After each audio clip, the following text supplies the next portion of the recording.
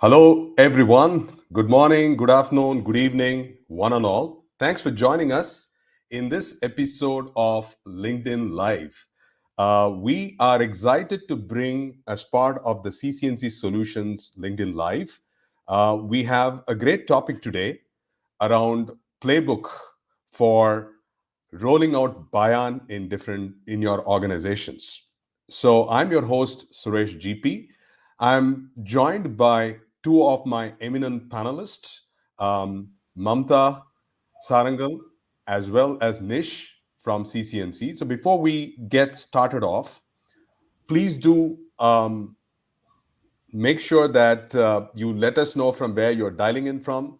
It's 4:31 in India.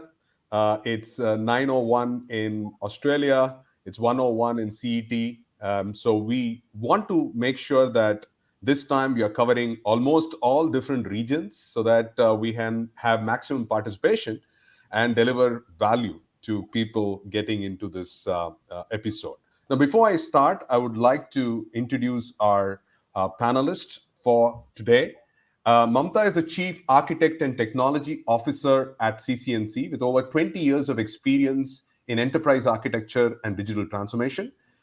Mamta has worked across telco, healthcare, insurance, and banking with a strong technical and functional knowledge of core enterprise systems in domains including customer relationship management, customer experience management, digital point of sales, and so on.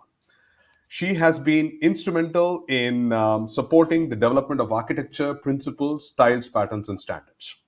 Nish is the CCNC's global lead for banking and financial services, a seasoned transformation specialist with over 20 plus experience delivering business and technology initiatives in large organizations, from setting strategy, developing business case, leading architecture, requirement analysis, and managing execution and implementation. So both Mamta and Nish are BIAN certified consultants who are working with large banks and small across almost every continent, helping them adopt, implement BIAN as a reference architecture.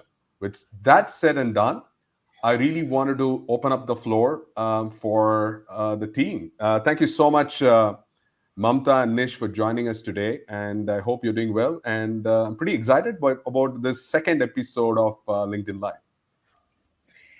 Yes, that's true, Suresh. Suresh. Yeah, we are also very excited to join second episode. I think before we started this, we were not sure how we'll be able to progress, but with all the positive feedback from our last event, we are really looking forward to more conversations via this event as well.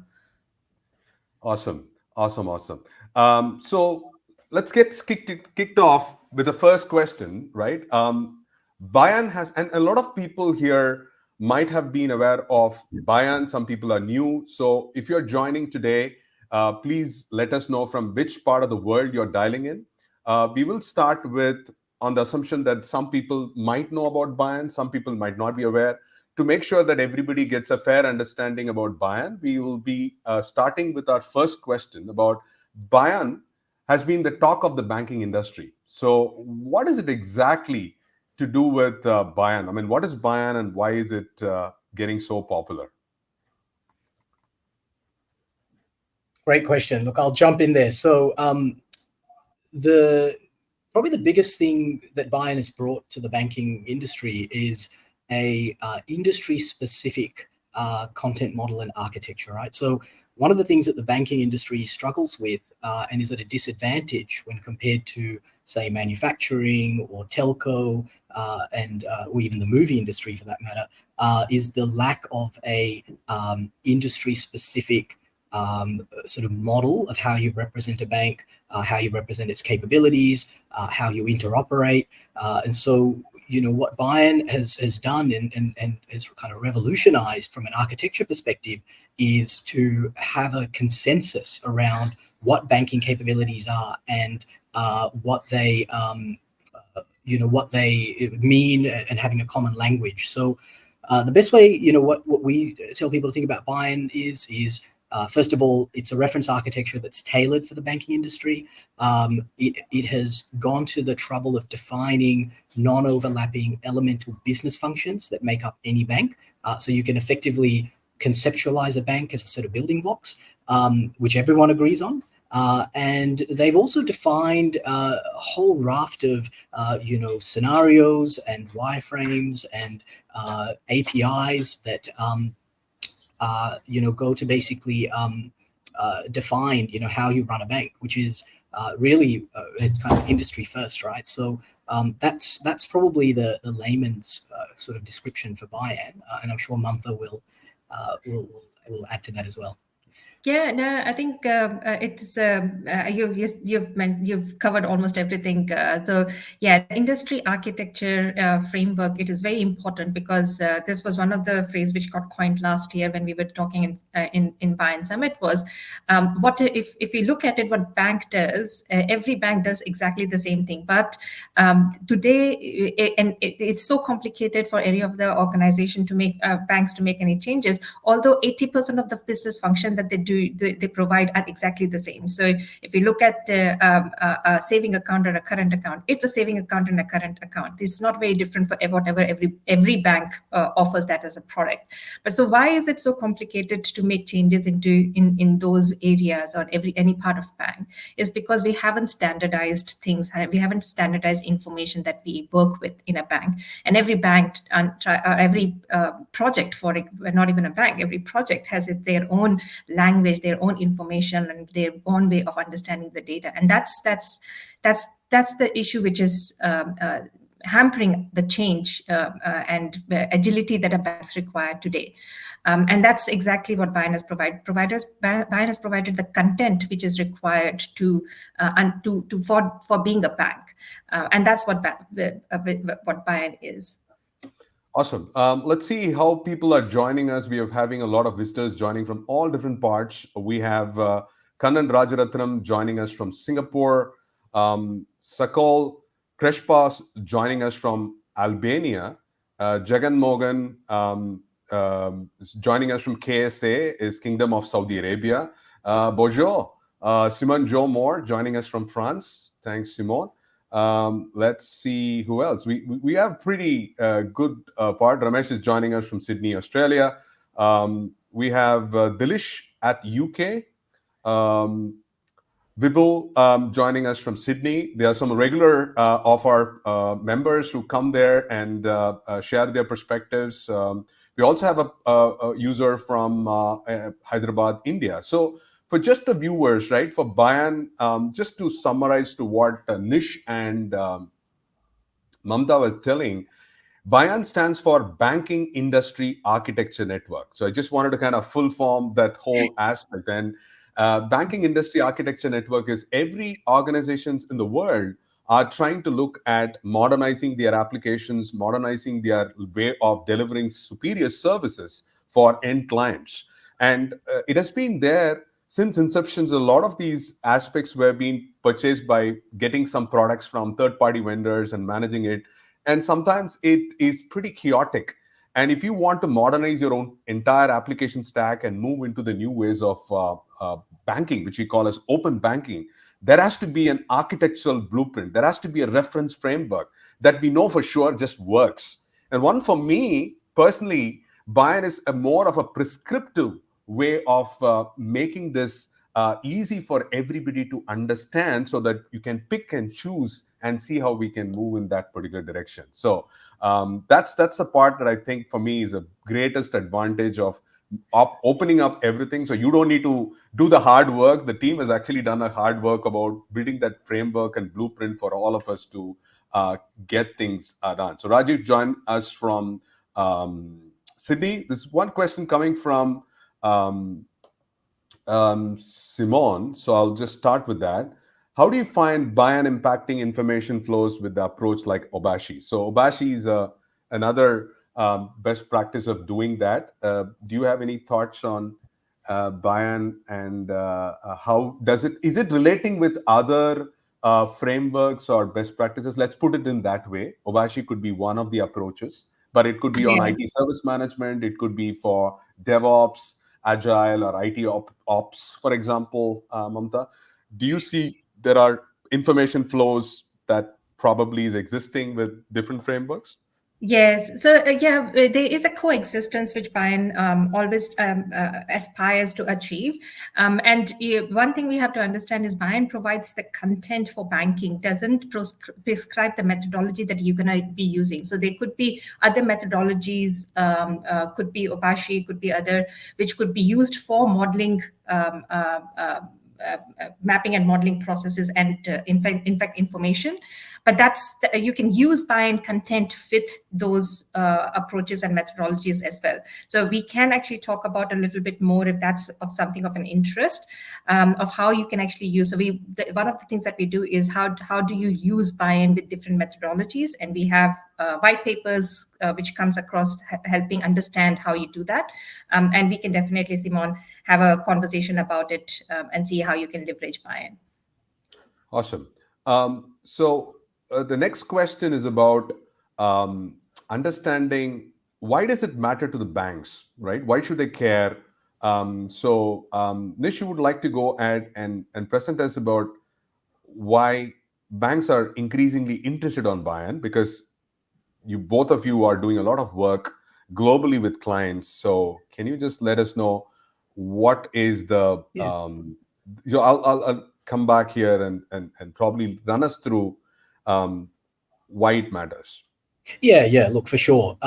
So before we talk about the benefits of BIAN, I guess we can just quickly touch on what makes it unique, and why it is able to deliver the benefits it does, right? So we see there being 6 properties of BIAN that are of particular interest, and in sort of going from left to right, clockwise, starting with the fact that it's canonical. It has defined business capabilities in a very unambiguous, a universally understood way, right? Regardless of the region you operate in, regardless of what role you do, and what type of bank you are, and that's actually really powerful, because interpretation is often where delivery comes unstuck, particularly when you're interoperating in an ecosystem, right? Words on a page rarely fully describe what you mean by a particular interface or what you mean by a particular product, but because BIAN has kind of nailed that, it reduces a lot of delivery risk and ambiguity. The composability and service-oriented architecture aspect of BIAN fundamentally enables agility. By breaking functionality down and having an ability to get to market, through chunking problems down, right, instead of dealing with large monoliths.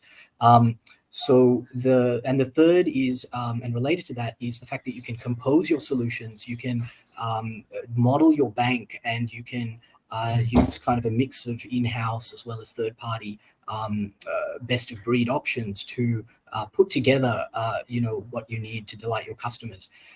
The fourth is eliminating complexity through, again, having very clearly defined service boundaries, and being able to design your systems in a cohesive way.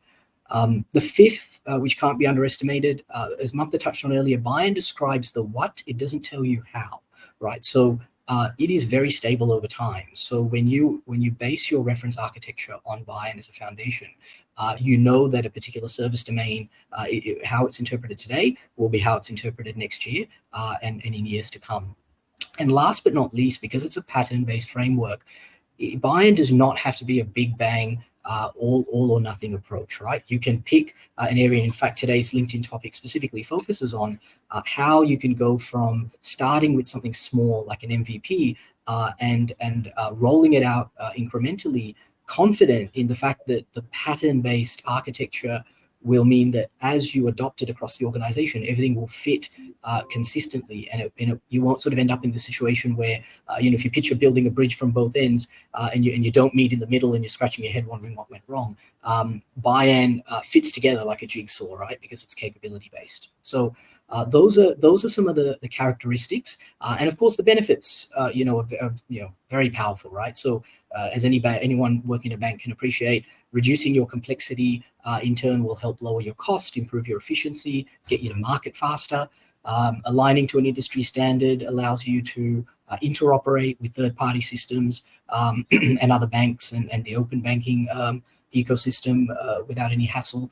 Furthermore, it also helps reduce that dreaded vendor lock-in. And so, the benefits are enormous, right, when BIAN is adopted. Awesome. We also have Patrick Leung joining us from Melbourne. Thanks, Patrick. It was earlier part of Hong Kong, so nice to see Patrick back here. The next question that I would like to have, because if you remember last LinkedIn Live, Mamta and Nish, we talked about the benefits of BIAN. Now, one of the things a lot of people talk about, this is all great. What happens in reality, right? What kind of engagements have you actually handled with your customers globally? And how has been that response in terms of uh, where are they in their BIAN adoption? So I would like to, I mean, that's the next logical question, right? As to how we can get this moving. So can you just explain us a little bit about this whole BIAN journey for banks and where are they in terms of adoption? And is it, sometimes Gartner talks about the hype curve, a lot of things goes on a hype curve and then finally kind of boils down and say, this is where it reality. So just give us a rundown based on both of your experience in looking out for clients worldwide. For sure. Look, I'll probably start by saying no bank or vendor's journey is the same, right? So we are not attempting to kind of reduce a journey into kind of a linear flow and say these are necessarily kind of the only way to do it. But what we have seen from experience is that there's a maturity curve that banks tend to follow, regardless of the use case that you're applying BIAN into. And so we, through our experience, we've kind of partitioned the world into kind of three stages. The first being BIAN aware.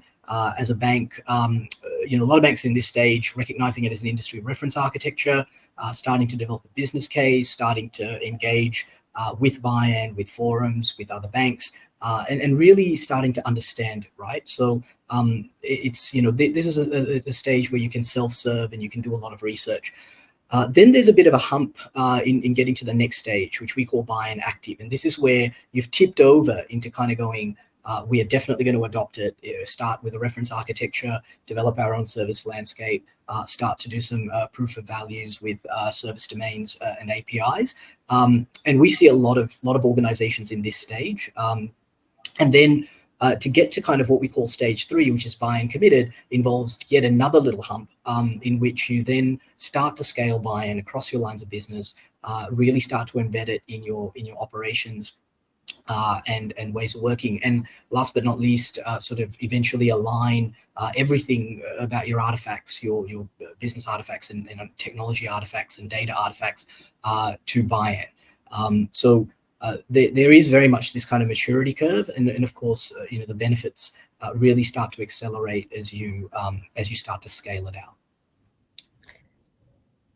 Yeah, go ahead, Mamta. I was going to say yes. So what we have come up with, or what we will probably be discussing, is how do you actually cross? How do you go cross that hump? What do you need to consider as part of moving from an aware to active to committed over a period of time, and what do you need to consider as part of that? So so this we've worked with different organizations who are in different stage of this journey, and the learnings that we have is that, as Nish was mentioning, it's not a straightforward approach. Different bank could have different way of addressing that, and they might want to do these activities in a different sequence. There's no set sequence of things that you need to do to do that, but that's what hopefully we'll be able to express today. Right. So let's talk a little bit about BIAN awareness before we go into BIAN active, right? So one of the things that CC&C Solutions is a market leader in this space, because we just don't talk about things, we make things happen. And that's one of the reasons I'm very proud to be heading this global sales and marketing for CC&C Solutions. But this part of BIAN awareness at a starting point, today, are all banks even aware about BIAN? Where are we? If you look at the overall banks, I mean, you can have tier 1, tier 2, tier 3 banks. How much percentage of banks worldwide? I mean, I know that we operate across geographies. What percentage of banks worldwide are even aware about that something exists called BIAN?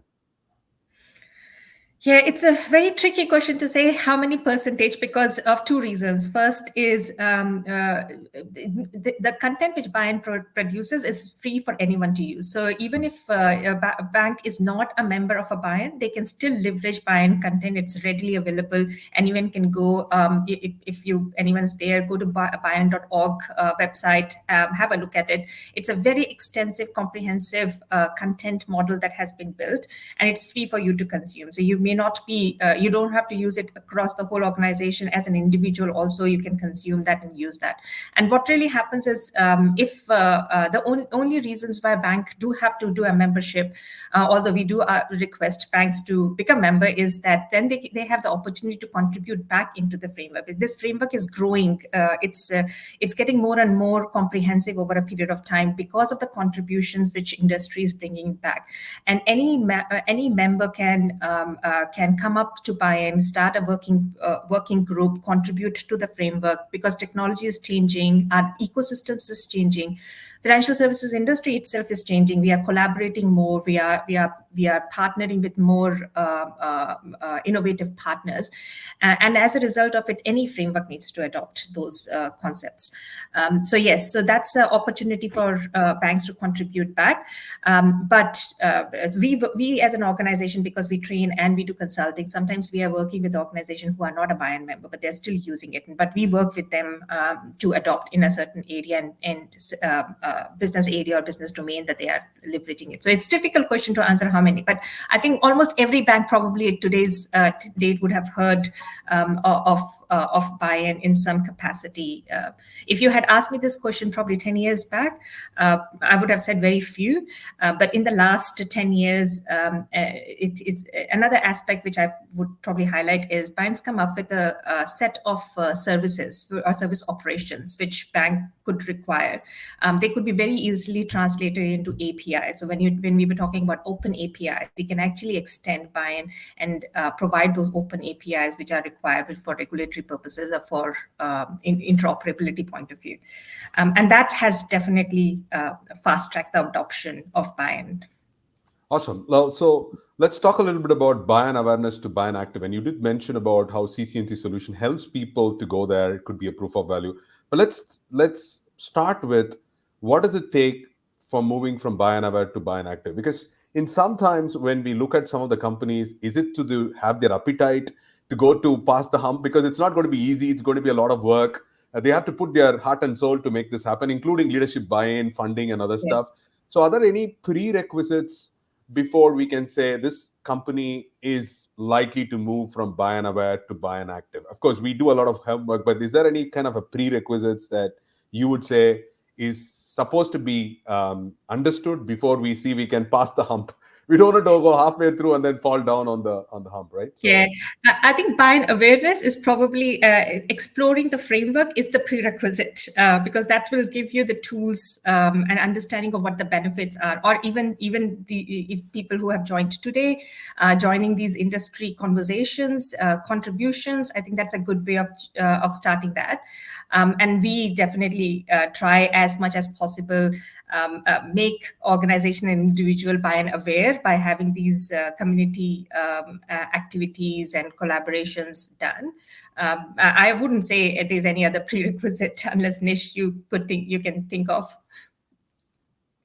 No, look, I think the entry point into BIAN is actually really going to be driven by an organizational need, right? So no one really sort of wakes up one day and says, let's we want to massively overhaul our architecture, let's throw a bunch of money at it. It's usually a function of we need to get to market faster, we need to be more competitive, we need to digitally transform.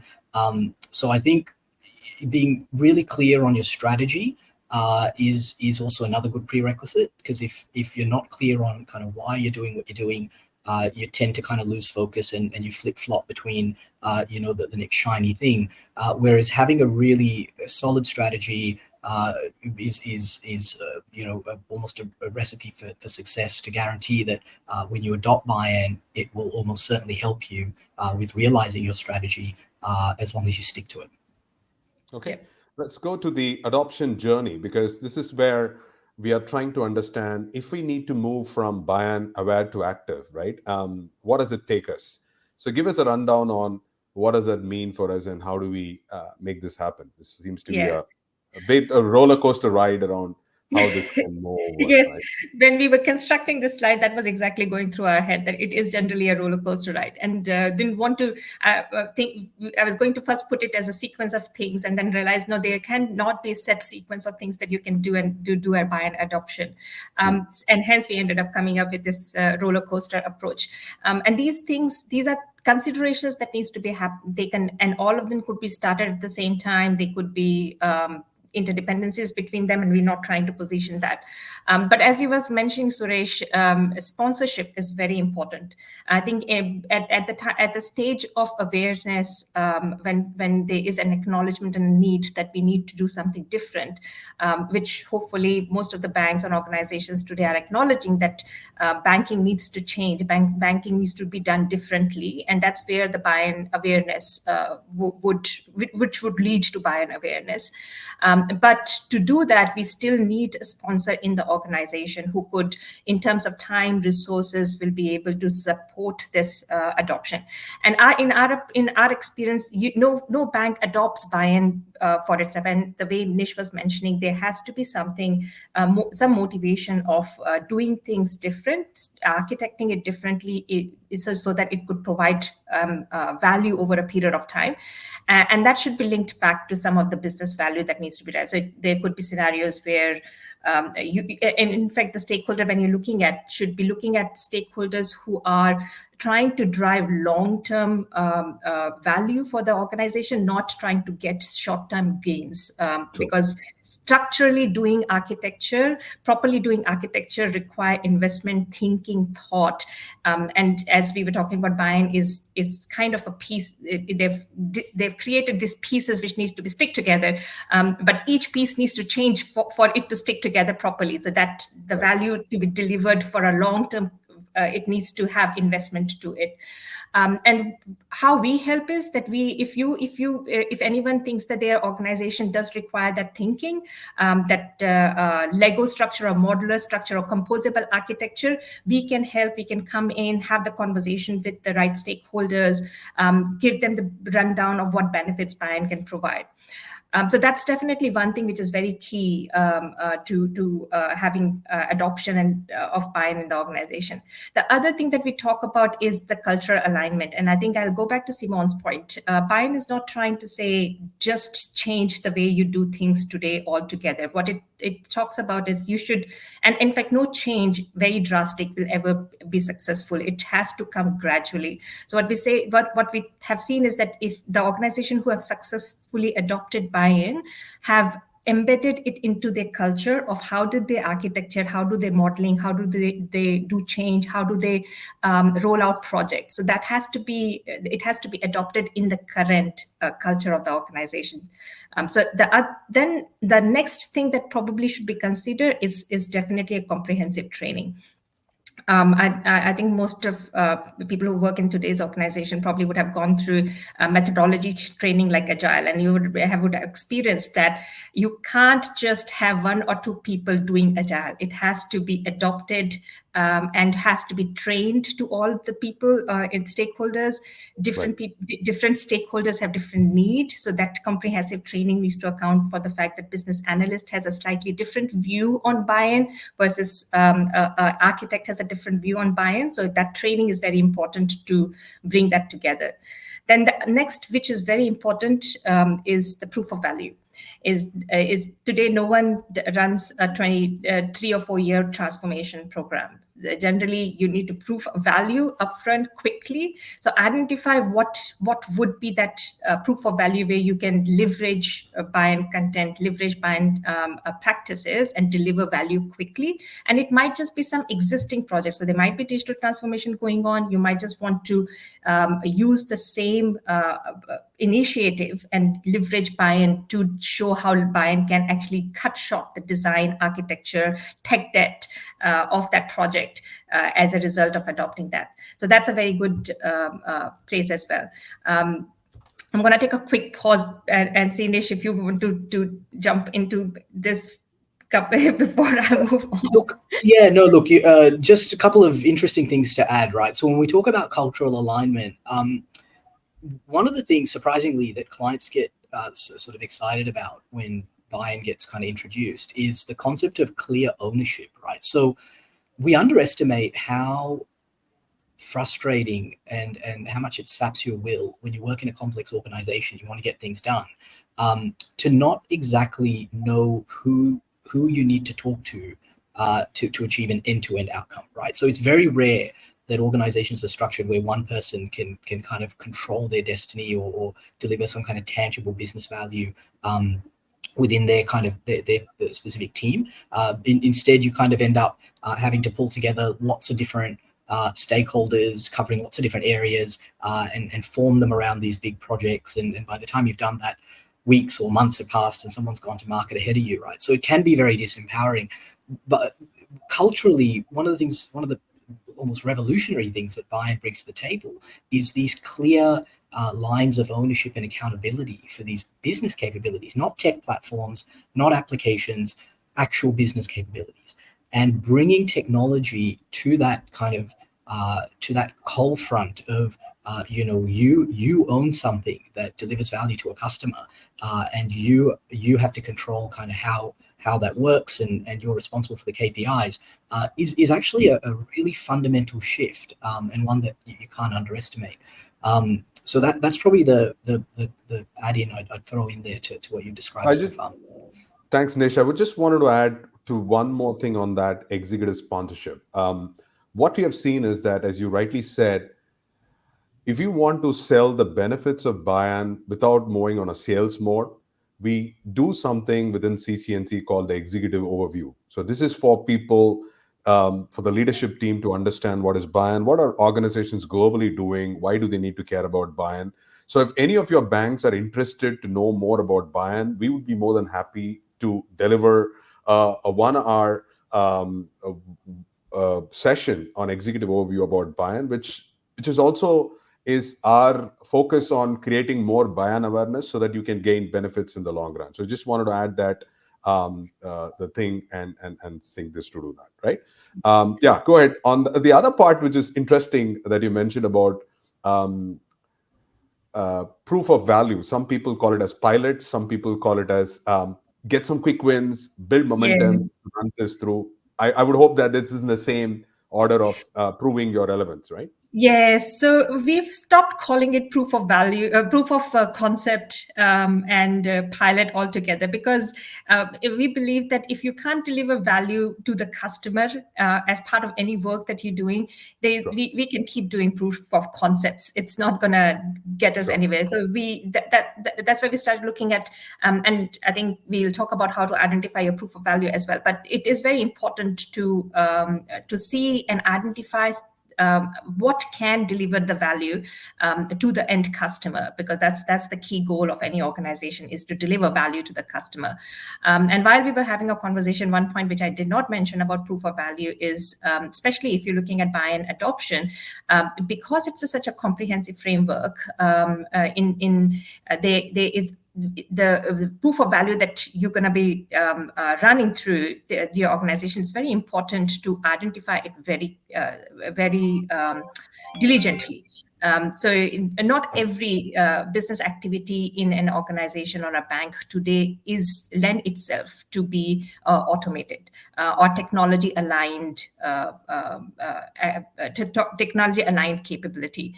So proof of value you should look at adopting BIAN for some of the service domains, as we call it in BIAN. Some of the service domains lend themselves very nicely to be technology enabled, just because of the fact that industry has matured in terms of their thinking for those service domains. So for example, you talk about payments, your credit card, they are very well articulated business activities, standardized business activities in the industry.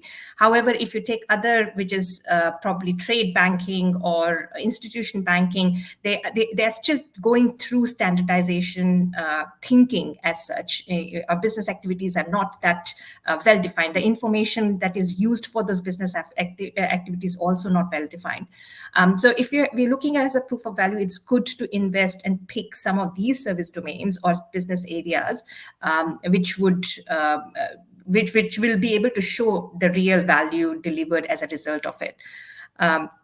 So that's definitely one of the learning that we saw where BIAN was adopted in the organization, because the proof of value was very successful as a result of it.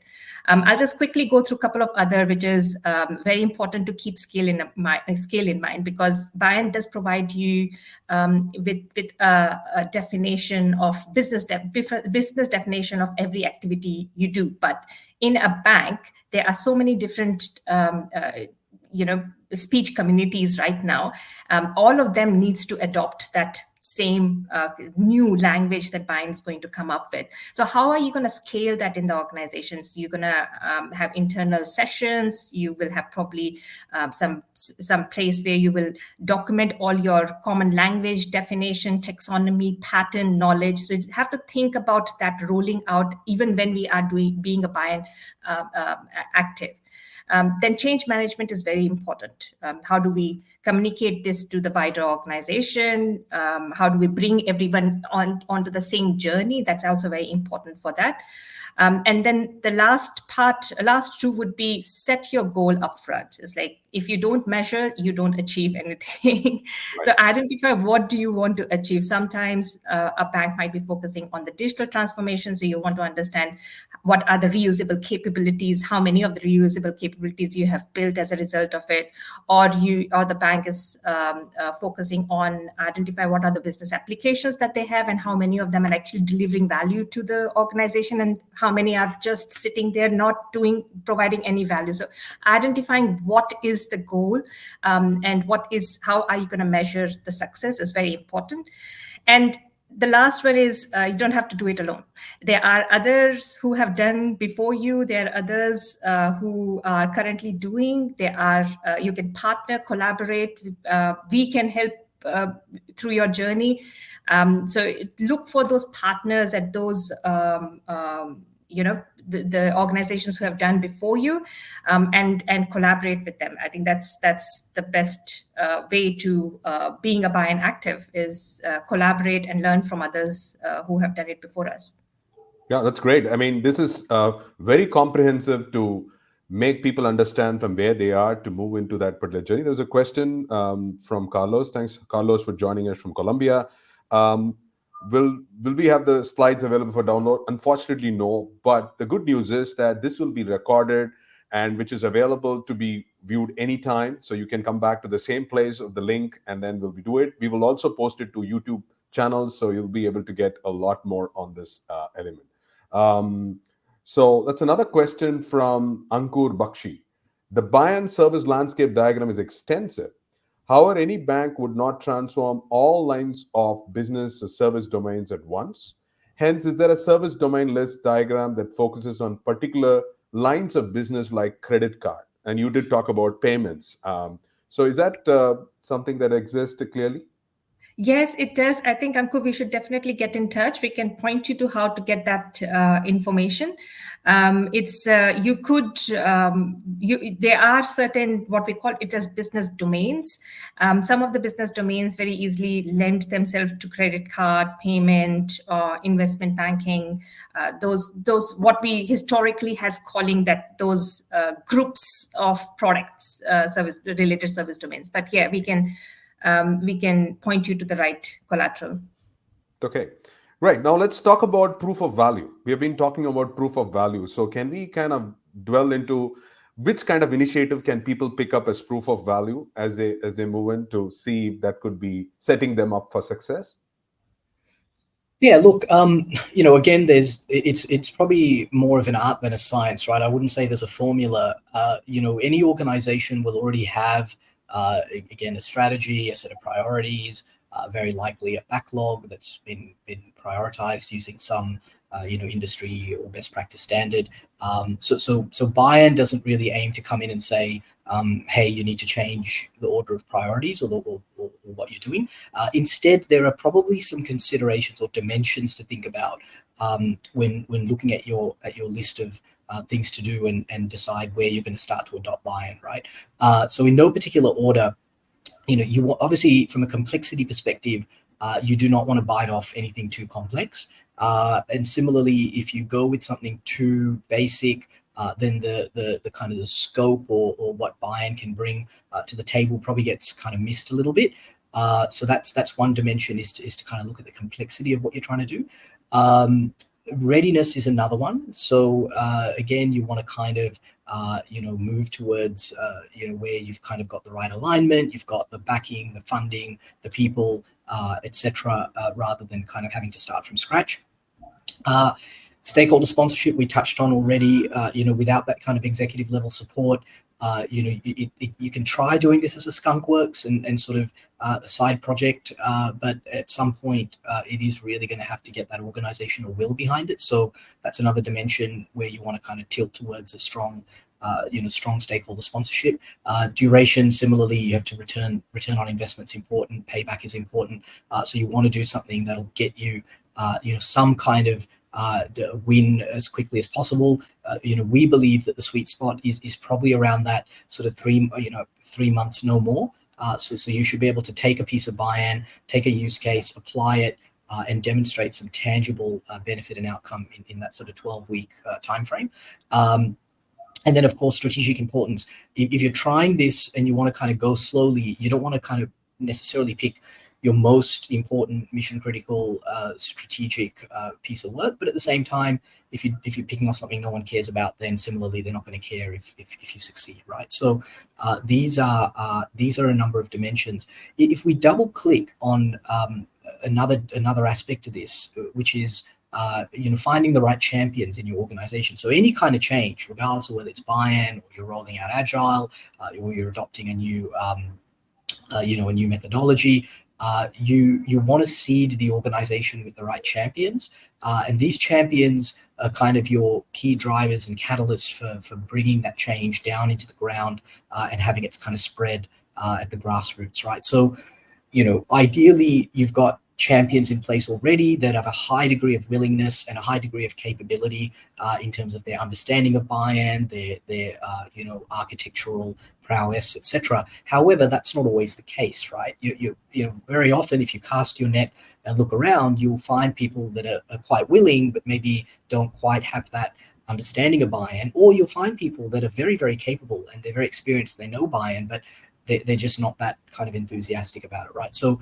if you look at this matrix, you ideally want to get you ideally want everyone to be in that optimal category in the top right, where there's a high degree of capability, high degree of willingness, and then you've got your perfect champion. But similarly, if you have people with a high degree of willingness and the capability is probably a bit lacking, there are interventions you can put in place, right? The training and mentoring and getting documentation in and helping them with the tooling, that all kind of helps move them along the capability axis. And similarly, if you have highly capable people, but their willingness isn't quite there, maybe they've seen something like this in the past, some variant or flavor that didn't work, and so they're kind of like, oh, here we go again. It's another go around the merry-go-round, and there's resistance. Then the interventions look more like really talking through what the benefits could look like, getting that leadership support. Get some success stories, right? Reach out. I mean, we've worked with clients directly. We've got examples of where this has landed well, what kind of benefits people have seen, down to quantifiable metrics. So those are kind of things that can help shift some of that resistance. Awesome. I think this is a very important part that you mentioned about change agents, right? A lot of these initiatives we can talk about driven from top to bottom, but then at the end of the day, someone has to drive it across the organization. So you can call them as evangelists, change agents, who are kind of passionate about driving this. Sometimes we call this as ambassadors. You become the ambassador of BIAN. You know that there is a value of it. You have seen through it, and you want to help other people. It could be cross functions. It could be across departments. That we bring in all of those people to drive this transformation forward. But just one of the other aspects that brings in is that It's a question of capability and willingness. So if they didn't put people, and this is to Mamta's earlier point, right? It's not just having a couple of people trained on BIAN and hope that these people will drive in, because it's not going to work, because of the reason it is a capability which is at an organization level. It's just not about constrained to just a department or just a function. So I truly believe when organization is setting up for this journey of a transformation and looking at proof of value, it's important to look at long term of how do I bring capability of people, so that once the enthusiasm is started off, you need to feed them. So the feeding part, it should not be later. So I always believe that, and that's one of the reasons that we talk about assess, train, and consult. So you assess the asset state, you train people, they're ready to go, and then you start applying it. So that's a part I think is very important to drive this perspective. So Yeah.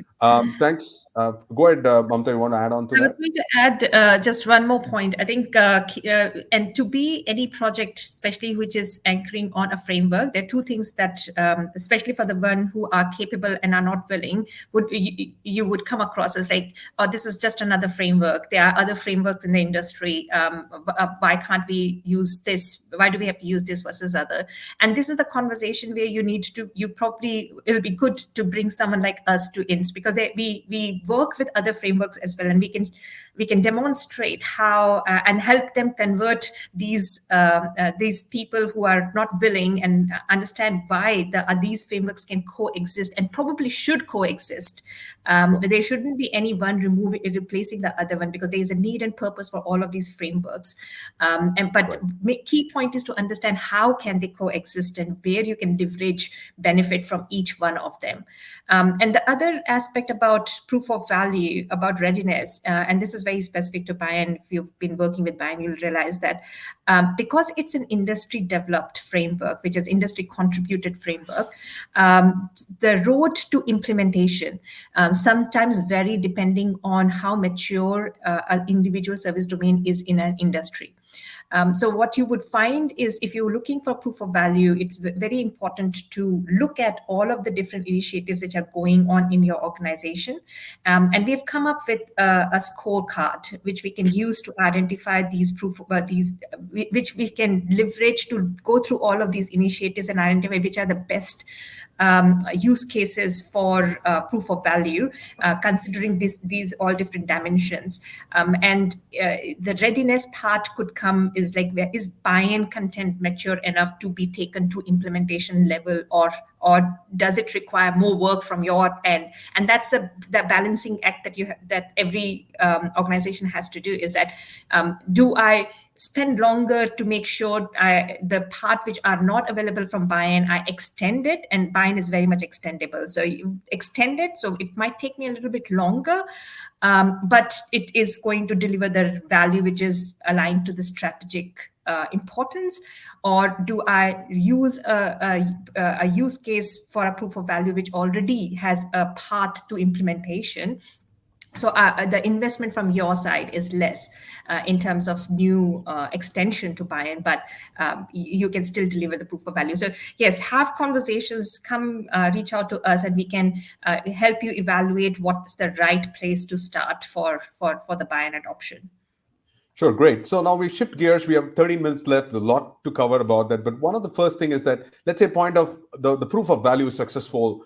We wanted to move from BIAN active to BIAN committed. So how do we get that journey? And I think I wanted to kind of get a little bit of a sense of the next level of the drive as to see through it, because the proof of value gave us what next? How do we move towards BIAN? Yes, and it's a very important point, because once the proof of value is done, which means that it might just be in a certain area of the organization, and it doesn't leverage, as we were talking, BIAN is a business architecture, business capability across the whole enterprise. So unless you actually start using it across the enterprise, it probably will not give you the long-term benefit that you're looking at in terms of composability, interoperability, ease of integration, lower cost of integration. So So to do that, once the proof of value is successful, the one big thing that needs to be considered is we were talking about who are the champions that gonna be in the organization, and bring those champions together as part of a center of excellence for BIAN. And these are and they have to be from multiple disciplines, coming from your integration team, coming from your analyst team, your architecture team, your business architecture team. So it has to be a team who's going to make sure all of those practices, the learnings that from proof of value that you've had, the cultural alignment that you have done, get implemented in the organization, and every initiative start leveraging those practices and learnings. And that brings to the next point, which is discipline and consistency. Any framework, if you're not consistent and you're not disciplined about it, you haven't identified how you're going to be doing it, it's not going to provide the real value that you were looking at. So discipline and consistency is another part which Center of Excellence will have to govern towards.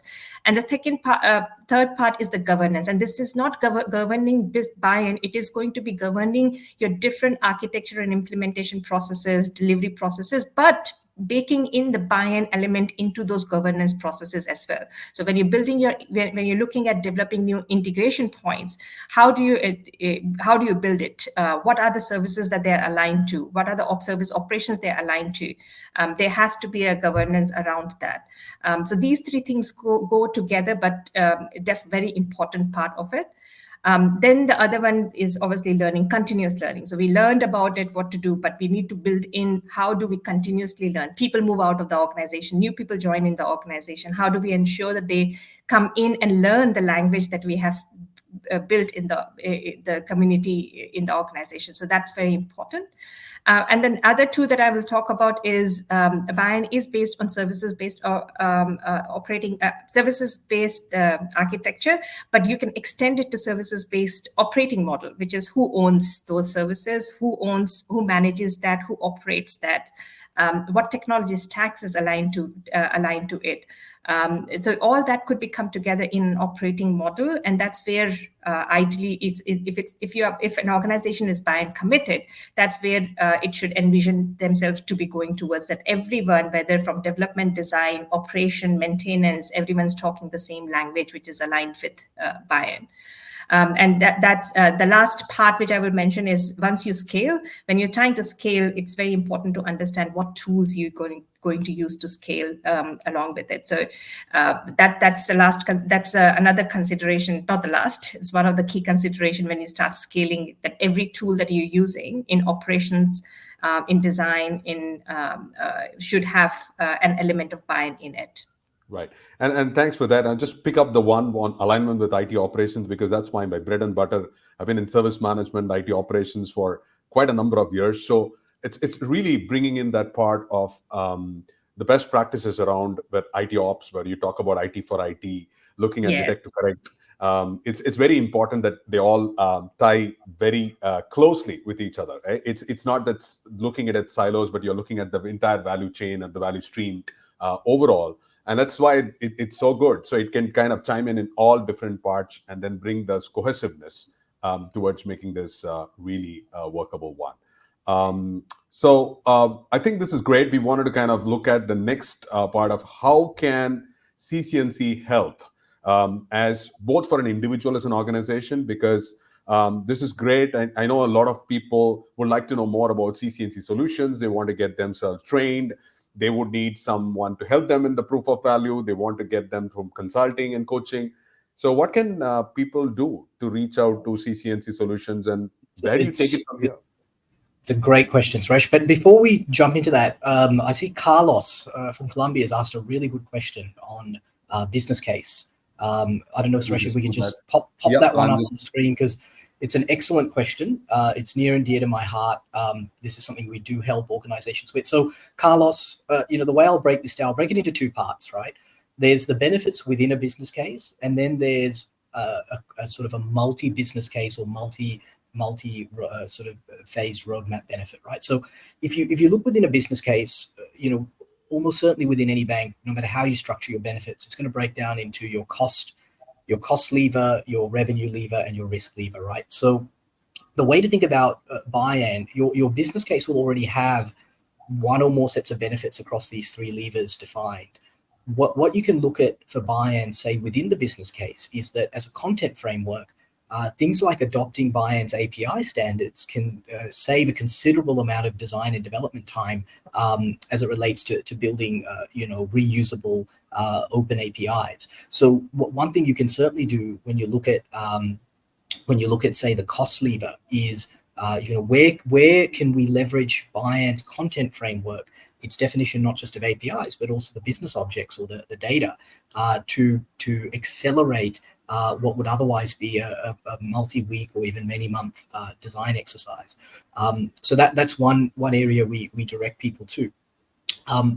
Where you'll see the biggest benefit, however, is when you look across more than just the business case. So if you consider a roadmap that's aligned to, say, a 3 or 5 year strategy, your total, your sort of the total impact of not adopting BIAN versus adopting BIAN really starts to show as you project what the next change would cost you and how long it would take, and the change after that and how long it would take. Because typically, without a sort of a well-defined reference architecture, almost every initiative you're doing is stacking more and more tech debt into the enterprise. And so, you're bringing in point solutions, you're creating a duplicate API or application or platform, and that's great for getting to market for that particular project. But when you then want to do the next one, or let's say you get hit with a compliance requirement and you've got to go and change multiple systems, what we can help with, and we recommend people do, is project what your cost and revenue and risk looks like over a multi-year horizon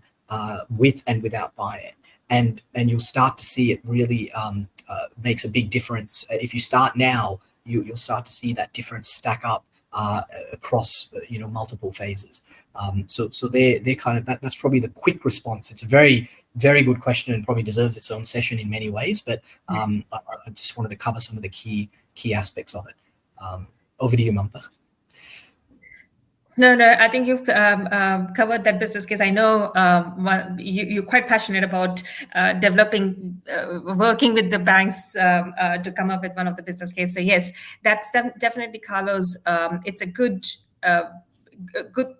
cushion, and I think in our view, probably almost every project that's currently undertaken by an organization could leverage some benefit from BIAN as well, and it's just a matter of doing a due diligence to understand how BIAN can contribute to delivering value to each of the initiatives.